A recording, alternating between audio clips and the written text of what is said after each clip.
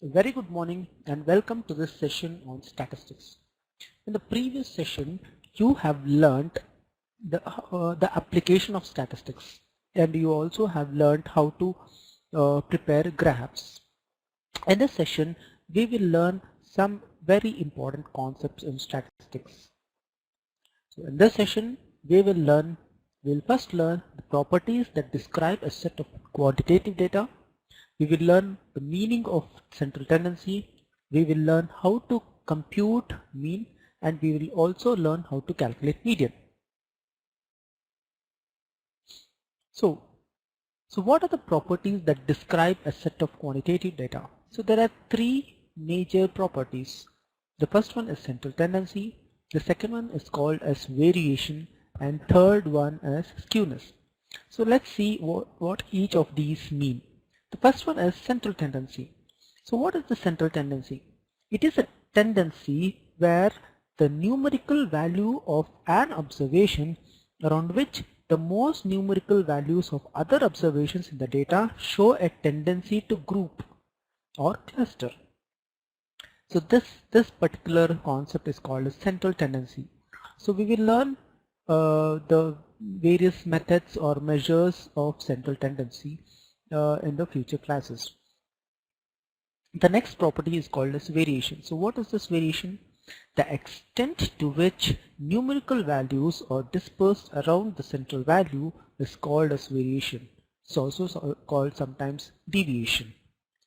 And the final properties that describe a set of quantitative data is called skewness. So what is the skewness? The extent of departure of numerical values from symmetrical, that is normal distribution around the central value is called as skewness. It may be quite confusing for you right now, but as we move ahead, you will get a clear understanding of each of these properties. So first, let's begin with what is called a central tendency. There are various methods to measure the central tendency. We will see each of these in this session, in this and the following sessions. So before we begin with the methods of central tendency, let's try to understand the actual meaning of central tendency. As I already mentioned, it is the tendency where a numerical value of an observation around which most numerical values of other observations in the data set show a tendency to cluster or group. In other words, it is a single value that attempts to describe a set of data by identifying the central position. Okay, so once we start solving problems, you'll understand what does this mean. So let's begin with an example. Suppose say there are 5 executives in a small startup. The CEO of the company wants to find out what is the average salary that he is spending. So you can see on the slide the salaries of each of these executives: 10,000, 15,000, 15,000, 20,000 and rupees 25,000. Now, how do we calculate the average? So the first concept under central tendency is mean. So what does this mean? It is the sum of all values in the data set divided by the number of values. It's called as average, and you know how to calculate average. It is you add all the values and divide by the number of values. It is as simple as that. So in case there are 5 values, say x1, x2, x3, x4 and x5, you add all these values and divide by the number of values. The number of values is 5. So what we get here is 85,000 divided by 5, that is equal to 17,000. So what is the 17,000? It is the representative of the entire data set, or it is the central value of the entire data set. So as you can see here, this term is the measure of central tendency and it represents this data set. So next is now question is mean the better measure of central tendency?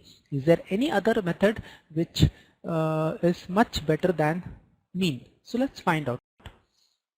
So let us take the same example. However, in this case, what we'll do is we will replace one executive with the CEO. So the last person here is the CEO. It has been replaced by one executive, and salary of the CEO is also given here. So as you can see, the salary of CEO is 3 lakh, whereas the salary of other executives are in thousands, 10,000, 15,000, 15, and again 20,000. So we will use the same method to calculate mean, and what we get here, the mean of the salary is 72,000. 72,000, do you think is this the average salary of all the executives? Obviously not. This is much larger than the average salary or of the most of the executives. So what does this mean? It means to say that there is an outlier in the data set. So what does this outlier mean?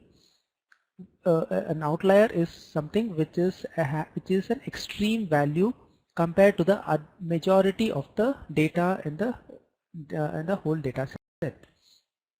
So the value what we got, that is 72,000, this mean value is definitely not the best way to accurately reflect the typical salary of an employee.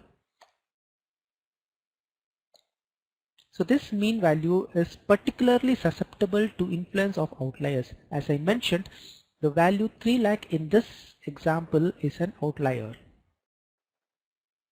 So how do we solve this issue? So that's where the median comes into picture. So in this situation, we would like to have a better measure of central tendency, and median is the answer. So what is this median? Let's find out. The median is the middle score for a set of data that has been arranged in the order of magnitude. So let's understand what does this mean. So, and also let's find out how to find this median. Let's take an example. Suppose say there are 11 numbers here. Suppose say this is the marks of a students in a class, 80, 48, 75, 94, and assume that this is a marks of students for 100. Now how do we find out median? The first step is arrange these in ascending order. So once you are done with arranging in ascending order, next is find out the mid value. So what is the mid value in this? As you can see, there are 11 numbers here, and the mid value is 6th value.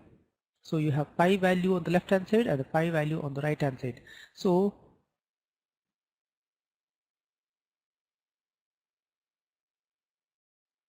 what's the mid value here? It is 72. I'm sorry, it is not displayed properly.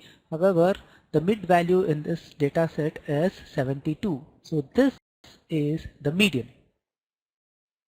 Now let's revisit the same example which we dealt.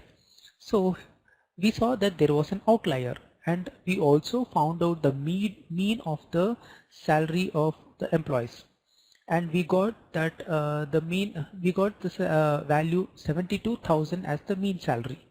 So now let's find out the median. We will use the same method. First arrange in ascending order. Here all the values are already arranged in ascending order, so we don't have to worry. Next is find out the mid value. So in this case, mid value is 15,000. So the median in this case is rupees 15,000. So this is the median salary of 5 employees of this organization. So you can see the difference between the mean and the median. In the mean it was 72,000, which is definitely not a representative. However, the median is the actual representative of the entire data set, which excludes the outlier, which takes into consideration the outliers. So we have found median in a simple way. So it's easy to find when there are odd values. Say in our case it was 5 values. So how do we find out median when there is an even numbers? So let's find out with an example. Suppose say an organization wants to know the average years number of years of experience of a department. So here is given the table which indicates the number of years of experience of a department in an organization. So how do we find out median? Let's use the same steps. First, arrange in ascending order and find out mid value. However, here you can see that there are two mid values. So what do? Take the average of these two mid values. So that is 5 and 6. How do we find out average? Same method as finding the median. That is, add all the values divided by the number of values. So in this case only two values, that is 5 and 6. Add 5 and 6 and divide by 2. So we get 5.5. So this is the median of the values of these values. So 5.5 years. The median years of experience here is 5.5 years. So this is how we find out median. So in the next session we will learn how to compute mean and median using Excel, and we will also learn how to calculate another measure of central tendency that is called mode. Thank you.